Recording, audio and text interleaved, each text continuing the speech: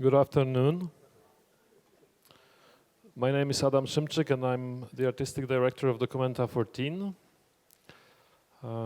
Welcome. This is the Parliament of Bodies, meaning that you are the Parliament of Bodies. This is not a presentation of a Parliament of Bodies, but this is the Parliament of Bodies being constituted here by your presence, which is different to any parliament that is constituted through the process of elections and such, and which is based on idea of political representation. So we don't represent, we are present. Right? Correct. Hopefully, thank you. Why Parliament of Bodies here in the Museum Fridericianum? This is a little quiz from the history of Kassel and its environs. Actually, there was a parliament here once. This parliament was the one of the short-lived Kingdom of Westphalia under Jérôme Bonaparte in the beginning of the 19th century. And this very space, which always made me wonder, why did they add this sort of apsis to otherwise very regular building? So this was the space of the parliament, I think, at some point, or proto-parliament of sorts. At some point we might be looking even at the architectural drawings that show the exact arrangement of the parliament of the Kingdom of Westphalia around 1810 here in this space. So this is a very different one, and this is the one which was initiated in Athens in a very different space in September last year.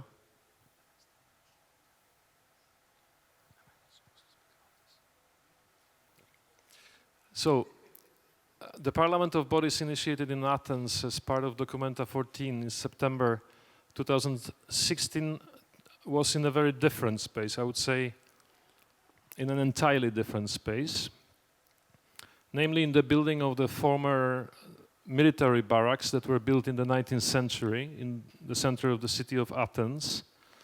And then these military barracks were taken over during the period of military junta in Greece, 1967-1974, and became a place from which the secret police would extend their operations, and also the place where actually the various members of the political oppositions were detained, interrogated, tortured, and so forth. So after the junta, those barracks changed function quite dramatically. One of them became a museum dedicated to a prominent Greek politician in the 20th century, Eleftherios Venizelos. And another one, and the one exactly in which our Parliament of Bodies started its proceedings, was transformed into a municipal gallery, so a kind of white cube type of space in which an architect, a Greek architect and artist, Andreas Angelidakis, proposed to create a modular and mobile architecture of blocks, very similar to the ones that you're sitting on now, but covered with a very different skin. And that skin was basically an image of raw concrete. So we had sort of light concrete blocks out of which we could build changing architectures for different events that took place during the 34 exercises of freedom. That was the initial series of events of the Parliament of Bodies in Athens. And then the same architecture served in various configurations to all subsequent events that were many. And now, shortly before the official opening of Documenta 14 in Kassel, we thought that it would be meaningful to bring the Parliament into this city and to arrange it in a very different setting and using a very different kind of iconography, let's say, and architecture in order to build the kind of situation in which the parliament can unfold.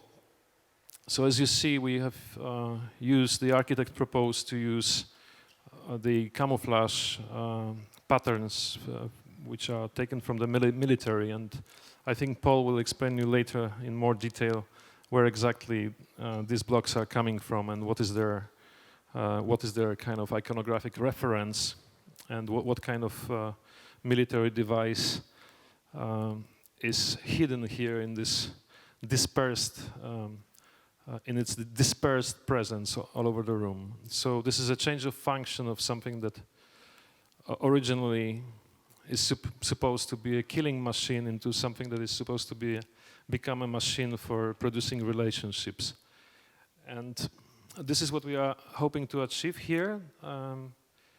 Maybe at this point I will give the floor to Paul Preciado, curator of public programs of Documenta 14, to introduce to you the kind of political idea behind initiating a parliament as part of Documenta 14, or of using Documenta as a launching platform for something like a parliament, and also to introduce you in more detail to the program of the upcoming 3 days.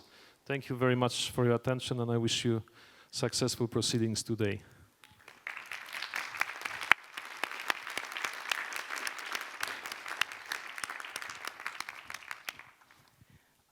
Hello, everyone. Well, I have to say that I'm very excited and very touched to see all of you here, because we've been working within this space during the last days, and just like trying to imagine who will come and if someone will come to this meeting. So now that you are all here, it really feels like, yes, this is real. So welcome you to the Parliament of Bodies. Kalos ήρθατε στην Βουλή των Σωμάτων for the Greek friends that are here today. And I will, in the following months, I will learn how to say this in German as well. Because don't think that I'm fluent enough in basically in Greek either. So it will be coming with the time.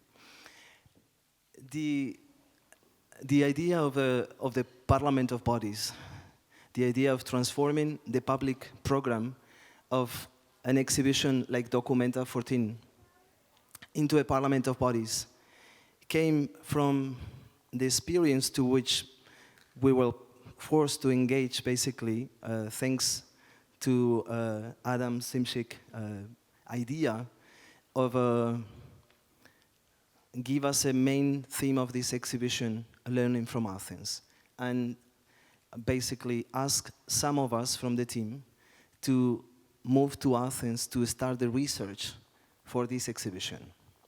So the founding experience from which this parliament became real was living through the long summer of migration of 2015 in Athens, but also I can say in many other places of Europe, also in Germany as well. Most particularly during the month of July of 2015, when the Greek government was celebrating the elections, asking the Greek people if they accepted the bailout proposal of the European community.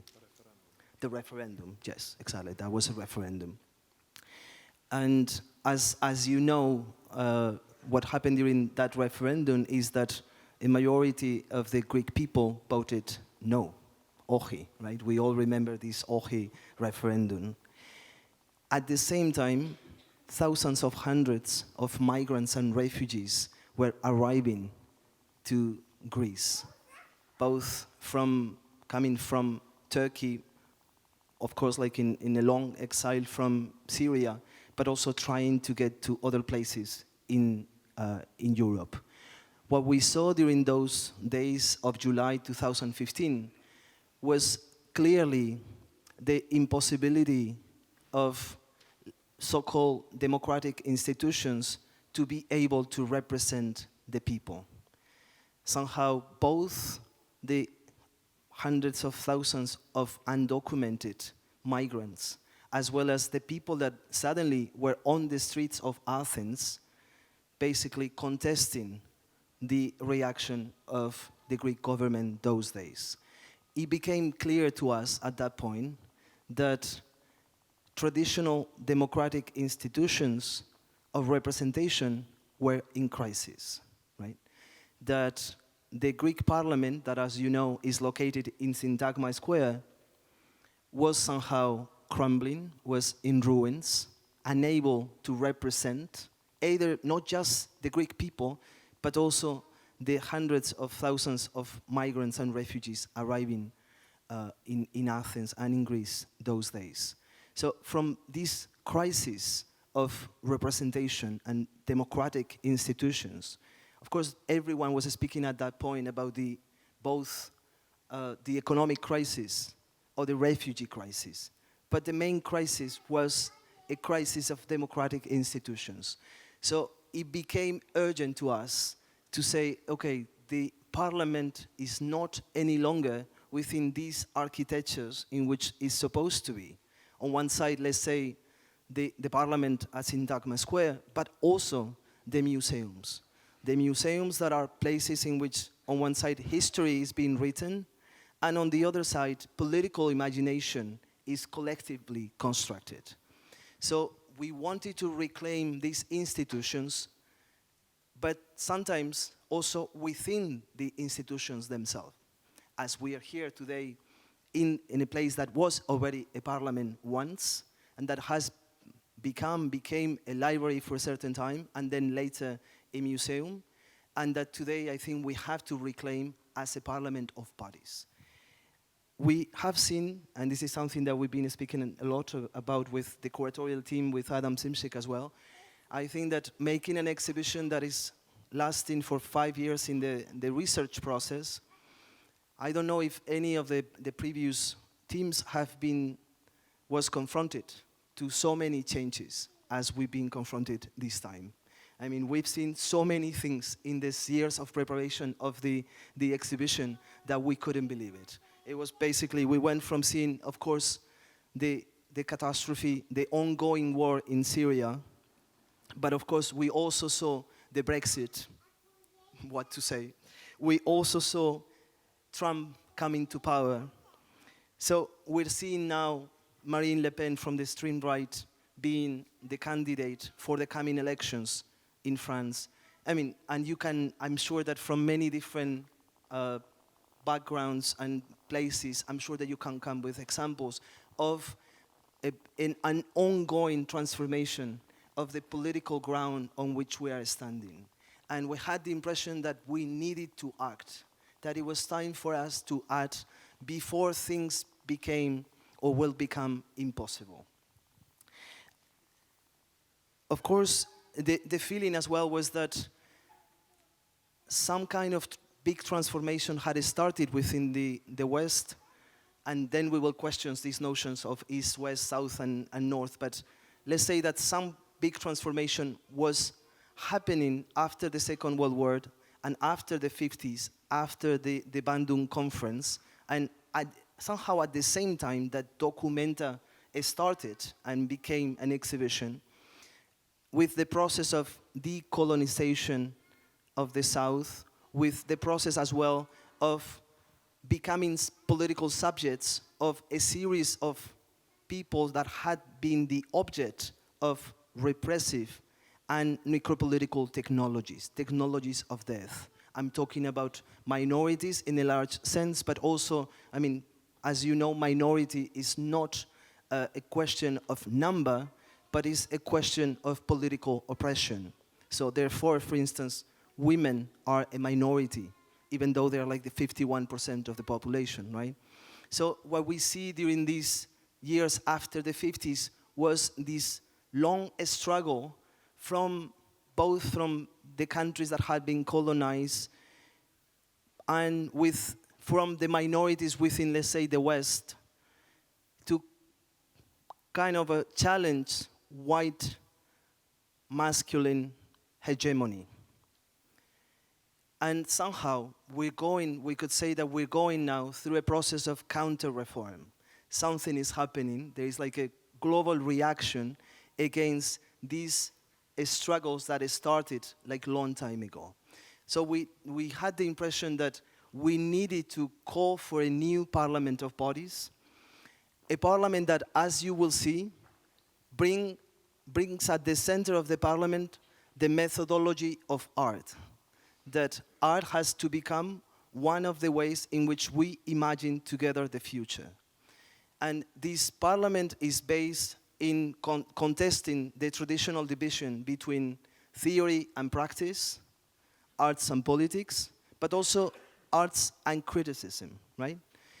This is why we're all mixed up together, and this is why, for the confusion of the communication department and the media and everyone, you won't see the speaker or the performer or the artist with something that follows saying this is going to be a talk, or this is a conference, or this is a performance.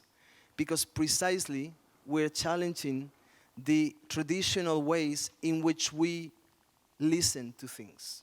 So what we're trying to create here, and it's something that I cannot, as a curator, I cannot create. We can only do this collectively, right? And the idea is to modify the conditions in which a voice can be heard. Because many things are said constantly, but we became unable to listen to them. Right? So the exercise for us these days will be learning or unlearning the way we used to listen and learning other ways of listening as well. I just want to say, I don't want to go for a long time because we also have many other participants of the Parliament of Bodies. I just want to say a few things about the blocks on which you're sitting down right now. As Adam was saying, these blocks are the work of Andreas Angelidakis, who's a Greek artist and architect. And when we started working on the proposal of bringing seats into this rotunda that was before a parliament at some point, we started to work as well on the history of Kassel, on the economy of Kassel. And we realized that, of course, like one of the main industries in Kassel is the technology industry, but also the technology related to the war industry and weapons. And so basically, in a kind of a invisible way, the blocks that you have behind you or under you can be reassembled and transformed into a tank. What Andreas Angelidakis has done is taken the model of the main tank that is being produced here in Kassel and has disassembled this tank, and therefore each of you is sitting on one of these pieces that when they are put together they become a tank. I have to say that, yeah, a model of a tank for sure. I mean, this is something. I mean, one of the proposals that we had is that was how to radically contest war politics, war being the only technology for making politics or the only technology of government. So in a way, we have to live with this tension and we have to live with this contradiction. There are many contradictions on which Documenta is sitting down, and this is one of the contradictions. And we have to do something with it collectively. And I'll just say one thing more briefly, and then if you have more questions, we can discuss later. Both related to the Andreas Angelidakis work or to any other thing of the Parliament of Bodies. But I'd just like to say one thing is that the Parliament of Bodies, as Adam was saying, started being constructed in Athens 8 months ago. And we started constructing small different societies. We call them open form societies, thinking about Oscar Hansen's notion of the open form, that are inspired by the 18th century societies of France that started to fight slavery in a condition in which slavery was not possible. I mean, the abolition of slavery, was not even possible to be imagined. So this group of people decided not to fight with weapons, but to fight creating what I would consider the best public program that you can ever do, basically. They decided to go out to the streets, to meet with friends, to do theater, to write text, to talk to different people in a moment in which what they were proposing was impossible to imagine. I think that this is exactly the condition in which this Parliament of Bodies is starting. We need to imagine the impossible, because what is becoming possible now everywhere else is going to be basically the end of the world that we know. So I think that in order to be able to imagine the impossible, is precisely necessary for all of us to start creating connections and relationships between the artists, the critics, the activists, and like avoiding these traditional segmentations. And that's why precisely today you will have sometimes the artists, sometimes the performers, sometimes the musicians, sometimes the sociologists or the historians or the critics speaking up and telling you a story. Right? And thank you to all of you, and I just like to give the floor and the mic now to Boris Buden. Thank you.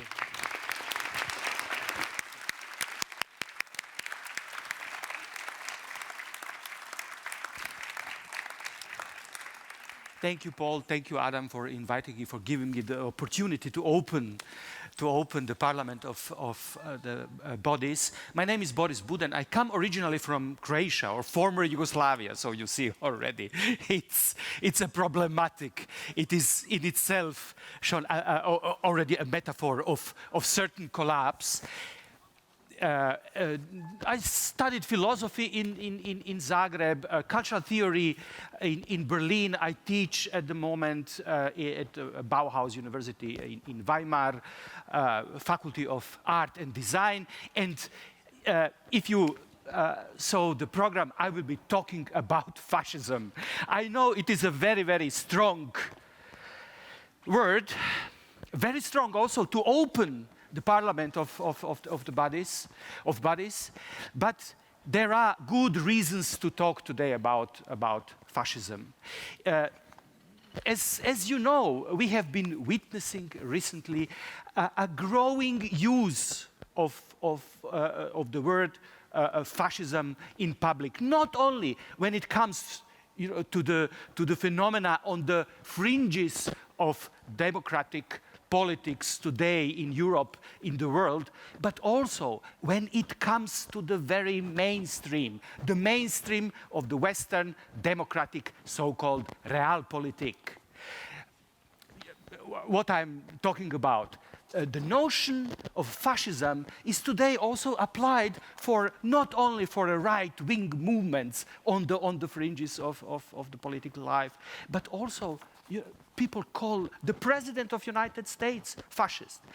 Yesterday, there was in Guardian an article, a commentary on the elections in France.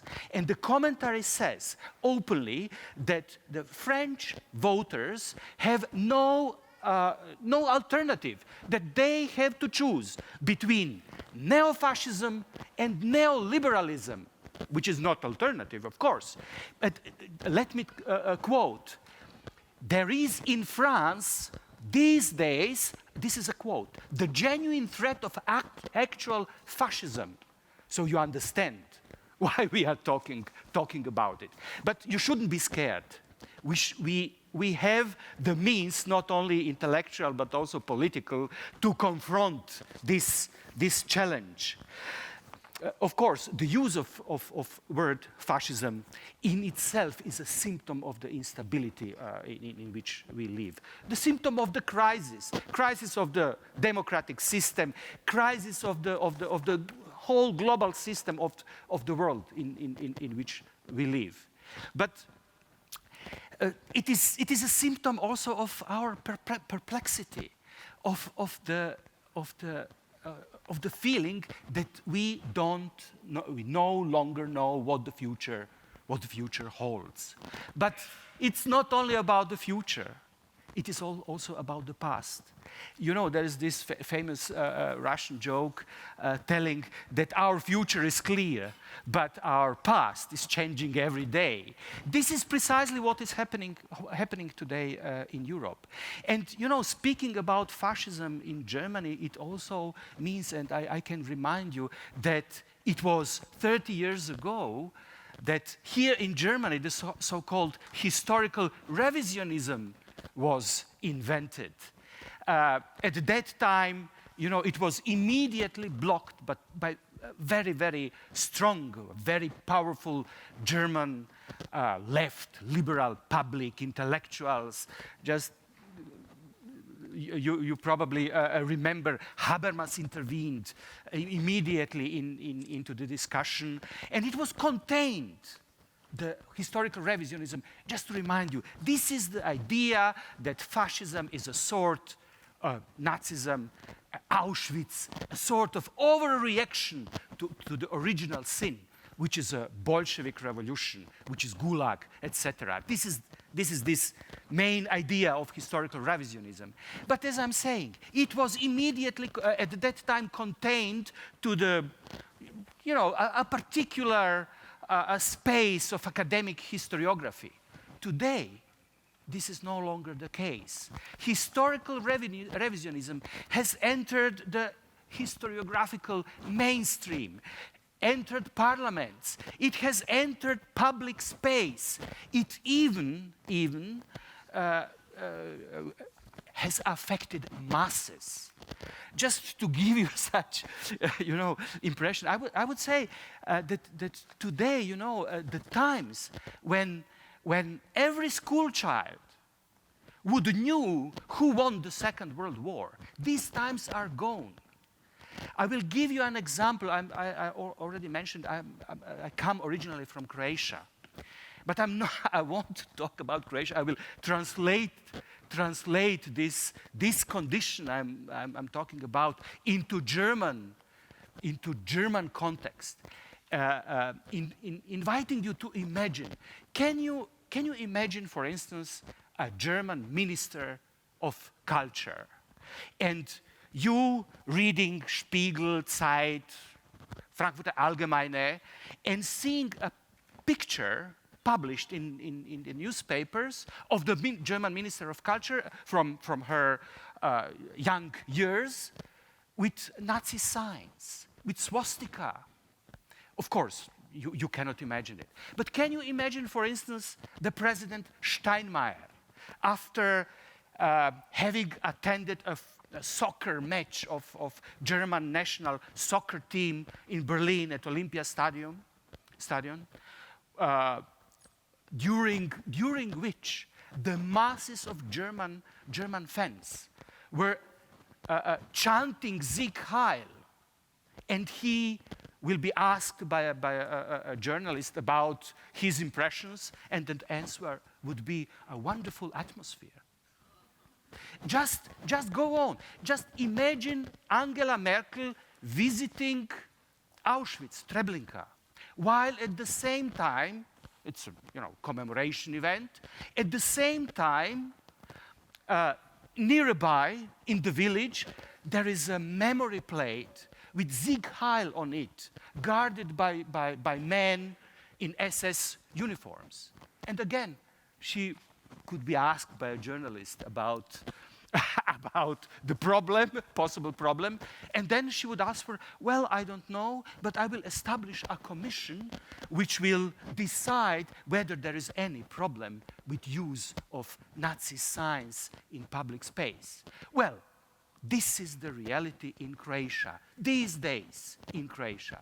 So, and these are not some right-wing extremists. The president, Croatian president, was shortly before she was assistant of assistant general of the NATO secretary, general secretary of NATO. Croatian prime minister, who said that he will, he will establish a commission to discuss whether use of Nazi symbol is problematic. He is actually European Union was a bureaucrat. He leads the ruling party in Croatia, which is a member. This party is a member of the fraction of people's parties in the European Parliament. So he is directly an ideological and political fellow of Angela Merkel. So what I'm saying, you know, it is not only about future. We live Europe. Europe is a space of different pasts, and this is what I will be discussing here. So.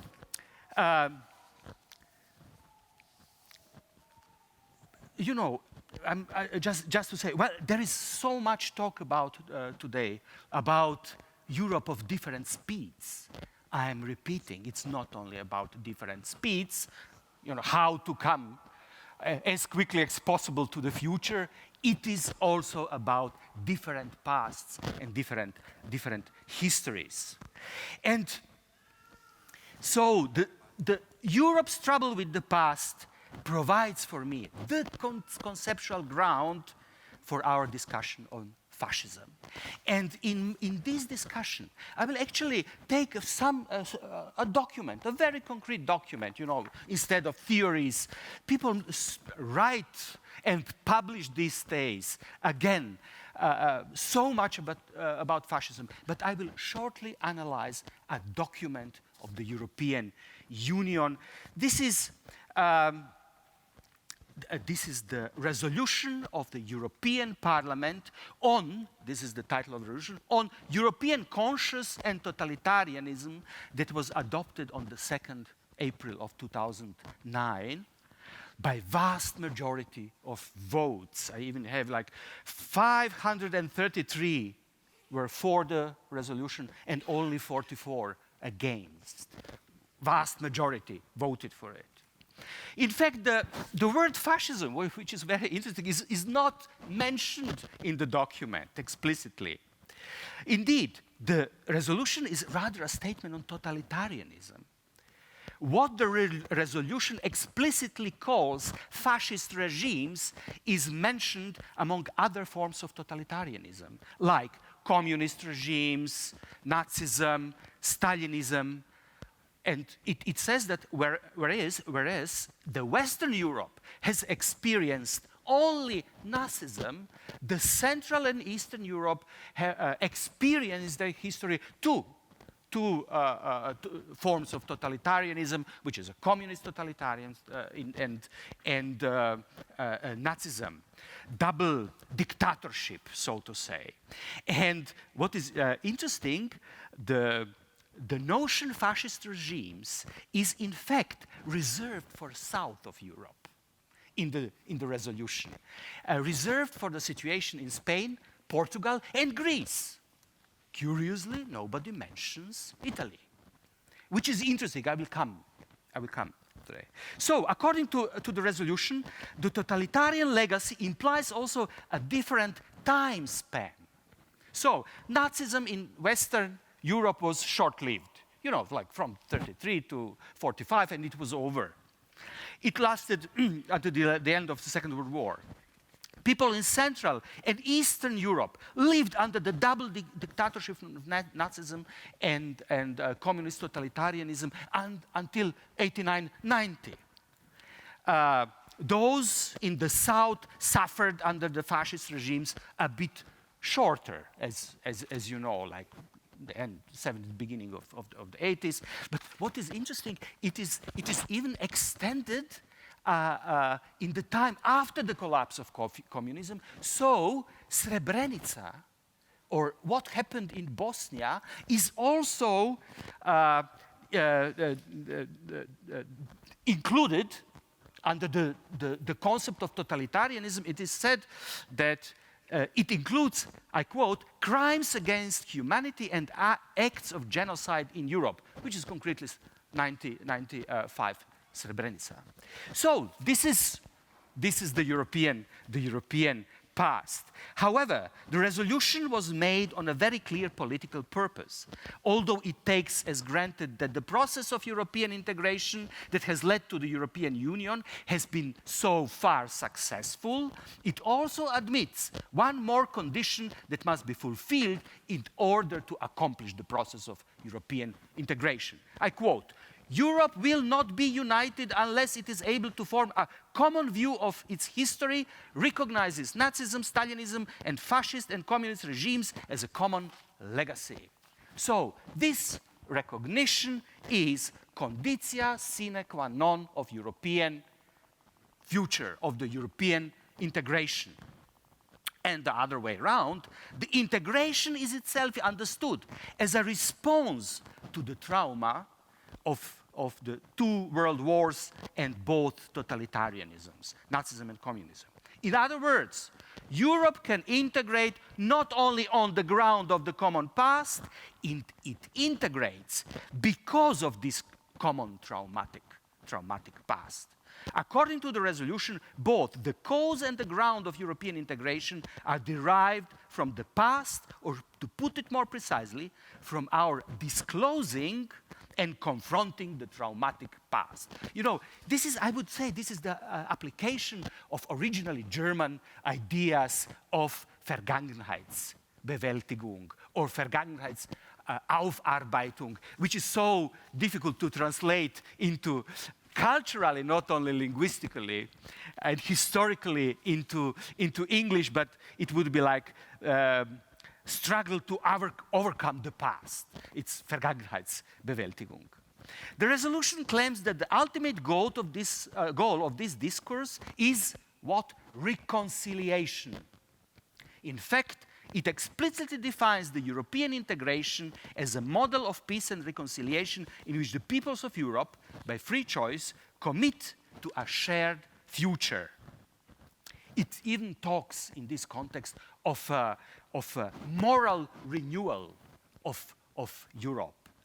However, there can be no reconciliation without remembrance. As we read in the resolution, I quote, "An appropriate preservation of historical memory, a comprehensive reassessment of European history, and Europe-wide recognition of all historical aspects of modern Europe will, as the authors of the resolution believe, strengthen European integration." This is why they also demand the establishment of a platform of European memory and conscience, and the creation of a pan-European documentation center, memorial for the victims of totalitarian regimes. The focus is clearly on memory, or more precisely, on a creation of a certain memory culture with its practices and institutions. Why memory and not, for instance, historiography? The reason is given in the resolution. It is this is this epistemological moment that the resolution recognizes. I quote, "Historians agree that fully objective interpretation of historical facts are not possible, and objective historical narratives do not exist.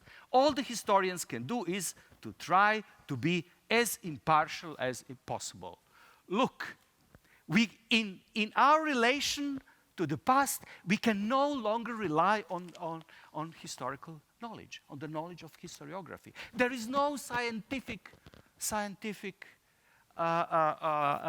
objective validity of the knowledge of historians. This is something new. Well, this statement on historiography, that you cannot rely on historiography, has brought us deep into what is called post-history today. You know, but I don't mean only Francis Fukuyama's thesis on the end of history. You know, the text was published '89, in the summer '89, and this is this eclectic Hegelianism taken actually from Russo-French philosopher Alexandre Kojève. Just to remind you, the idea the idea of the end of history of Fukuyama, it doesn't mean that there won't be any historical events, nothing will happen, no struggles, no conflicts, etc. No, the point is something else.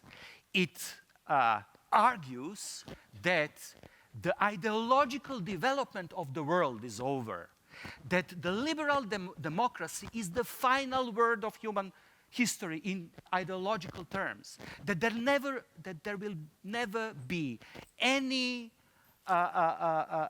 party, any movement, any concept that would be able to challenge the concept of liberal democracy. This is the idea. This is the idea of Fukuyama. But I'm not thinking only of this end of history, but also in this epistemological sense. It implies the end of historiography. That is a radical turn in the way we understand and produce our knowledge on the past. This is crucial for any intervention of intellectuals and artists and cultural workers in public space. They can no longer rely in their public interventions on history. History as knowledge. This is, if you remember, 93, the late Edward Said, author of famous Orientalism, gave a talk on the role of intellectuals under the title "Speaking Through to Power." And it is not by chance that he opens this talk about how to intervene as intellectual in the public with a reference to American historian Peter Novick, who 88 published a book. The title is The Noble Dream, The Objectivity Question and the American Historical Profession. Well, the thesis of Peter Novick in the book is that history as the knowledge of the past, based on objective facts and scientifically validated methods, has ceased to exist. Historiography has gradually evolved into a mass of competing claims and counterclaims without any objective validity.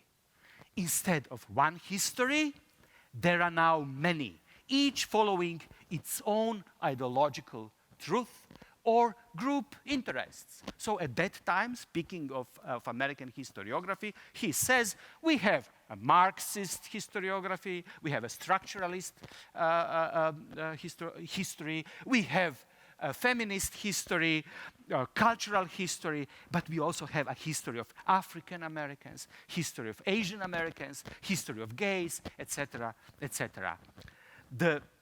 This thesis entirely coincides with a similar thesis of French historian Pierre Nora, answering the question, okay, if history is no longer the knowledge of the past, what replaces history?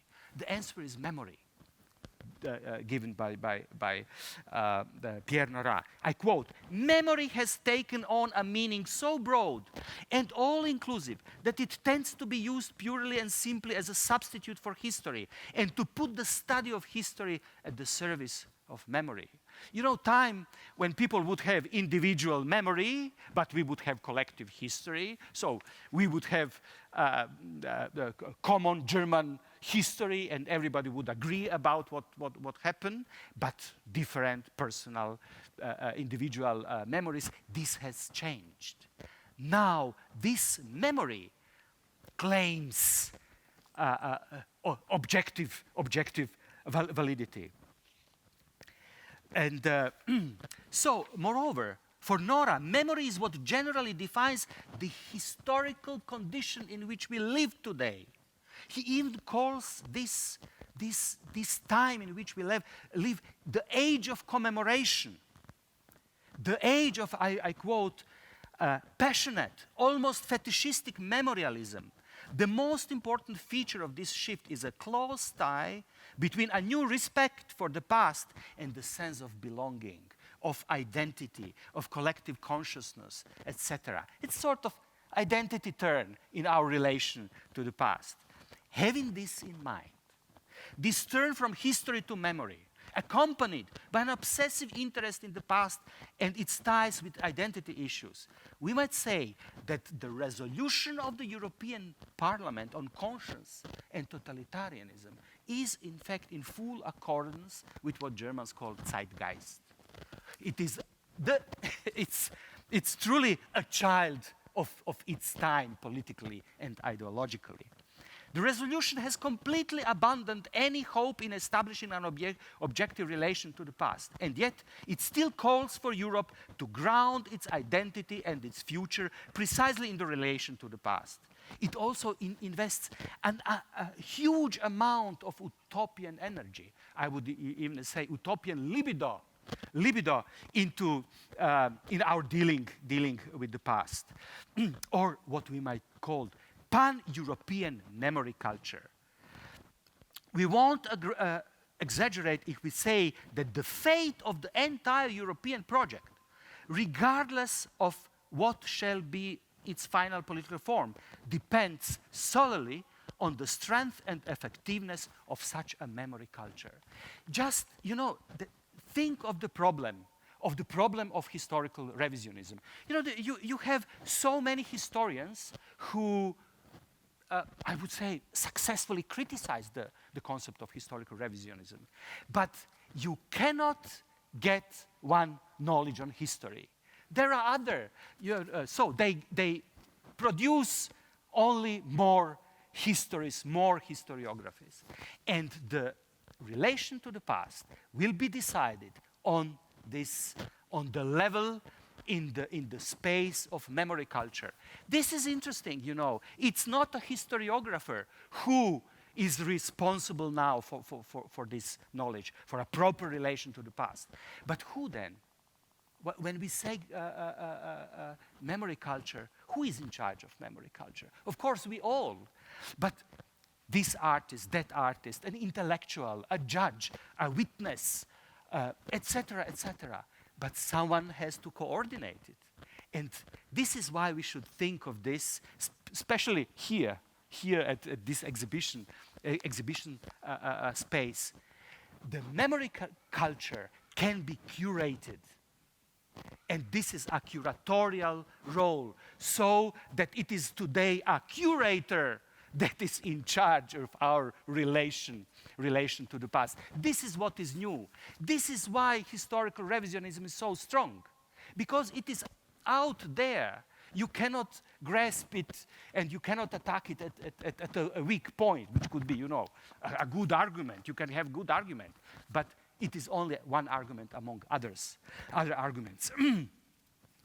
So, from the perspective of the resolution, fascism is, I'm now coming, what the resolution, how it understands fascism. It is a past crime, a crime without actual perpetrators. This is how it understands the fascism. Or more concretely, a minor subspecies of a much bigger, larger past crime that is subsumed under the name of totalitarianism. As such, it can be retroactively even clearly located and restricted in geographical terms. It is a South European phenomenon. In other words, it is culturally particular. Fascism is culturally particular. What, however, gives it a universal character is the fact that it is a subtype of totalitarianism. So, fascism is particular, while totalitarianism is universal. Only totalitarianism is declared for a common legacy of Europe. But this universality of the common legacy of totalitarianism is provided only from one single perspective.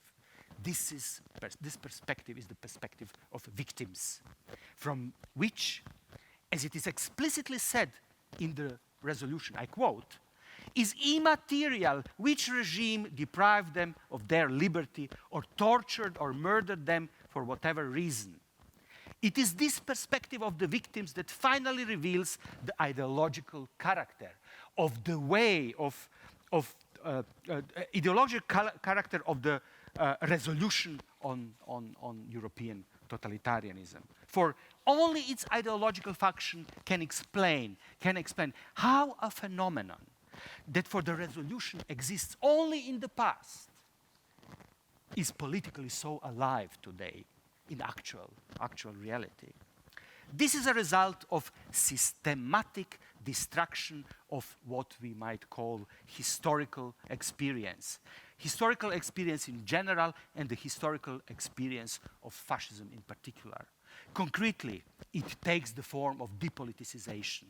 The whole historical drama, full of social struggles, political conflicts, and clashing economic interests, drama whose outcome, while it was taking place, was still open, drama of fascism, a historical drama, is now, in hindsight, reduced to a mere relation between perpetrators and victims, between a criminal activity and an innocent passivity.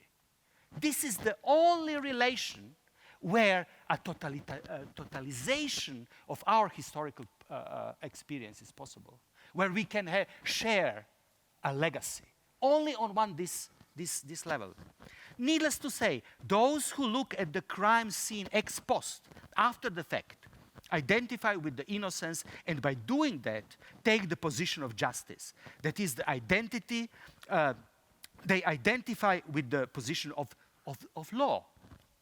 Speaking with Althusser, a little bit theory, it is this identification that shapes them as subjects, interpolates them into the subjects of existing order, or in the logic of the resolution into Europeans endowed with the authentically European consciousness. Only through identifying with the victims in totally abstract way, we are all Europeans. 5 minutes, I will cut it. So, but the problem is in Hegel, in phenomenology of the spirit, said that only a stone is innocent. Not even a child, nicht einmal ein Kind ist unschuldig, he writes, because innocence is a pure non-activity, reines Nicht-Tun. The moment you do something, you are guilty.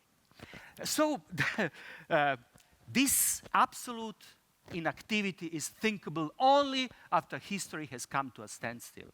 Thus, innocence is a category of post-history. In its political use, it doesn't refer to a quality of the victims of a past crime, fascism or totalitarianism, but rather to an ideological operation in which an actual political subject claims a position outside of the entire historical and political reality. Just to remind you, Donald Reagan promised, I quote, to protect innocent human life from conception to natural death. This is the...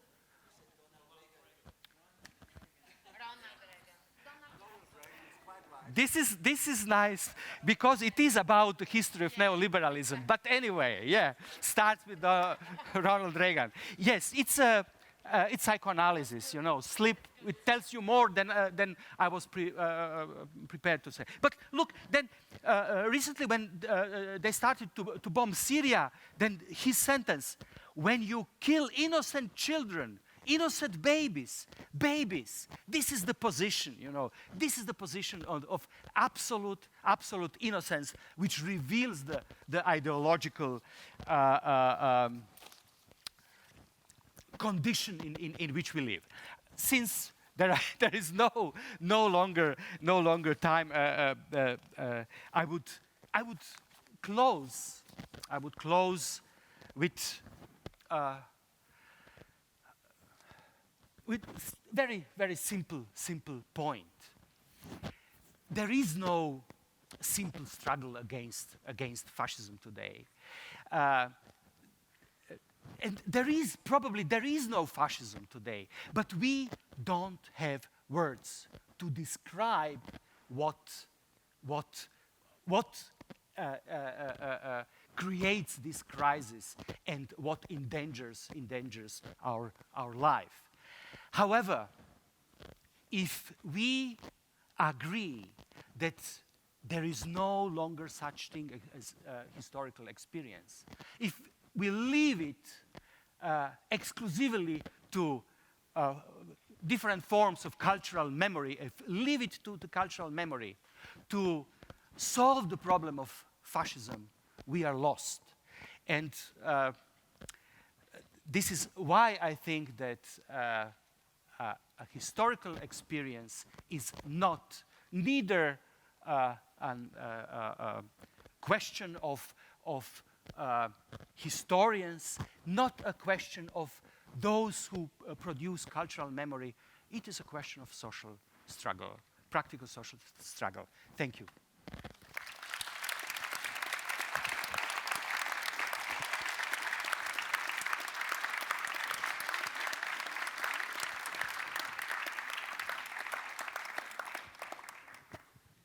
So, thank you so much, Boris. Of course, there is such a complexity in what is being said that it's difficult to react immediately, but we could take two questions, and you will see that with the time, we will have more time for questions, but we will start just with two questions if you have questions, or otherwise we move to the next intervention, and maybe questions will come as well, like the more we go. But if someone has a question or a comment. I also know that Boris has to leave, unfortunately, because he was in trouble today. I have to leave because I fly to Croatia, where there is tomorrow a conference on fascism, and I'll be there to support friends in doing something concretely against the hegemony, fascist hegemony, actual fascist hegemony. Yes, please. Yeah, I would like to hear what you said. You could explain a little bit why Italian fascism was excluded by... This is a good question. This is, you know, it's a perfect question, and then I promise to give the answer. Look, the problem is that, if you remember, Italian fascism starts actually 1919, when Mussolini in Milano, in a space organized and given and owned by the president of the Union of Italian Industrialists. He gave the space for them, and he finances Il Popolo d'Italia, the newspaper, Mussolini's newspaper. So they meet for the first time there. And what is their program? The program is the third way. Ni sinistra, ni destra. Neither left nor right. This is just, you know, this idea that actually the fascism was born not in, you know, this racistic hatred toward minority, but as a political option of, or as an option and a project of a political mainstream, of a third way, in the imagined, you know, middle ground of politics. I'm repeating it, you know, third way, because it can connect us to these days, to our contemporary situation, not only in Italian terms, where Lega Nord, you know, they shout, ni destra, ni sinistra, Padania. This is the cry of Lega. But this idea that it is possible to be neither nor, that it is possible to be in the middle. This is something, this is the obsession of the political mainstream today. And this is how actually I started, that it is the political mainstream in the certain parts of Europe, Central Europe. Think of Hungary, for instance. This is such a case, or Croatia. And there are so much talks about whether it is a neo-fascism or post-fascism. We can talk about it, but yes, this is the case of Italy. Reminds us so directly on what is the mainstream politics today. This is why they skipped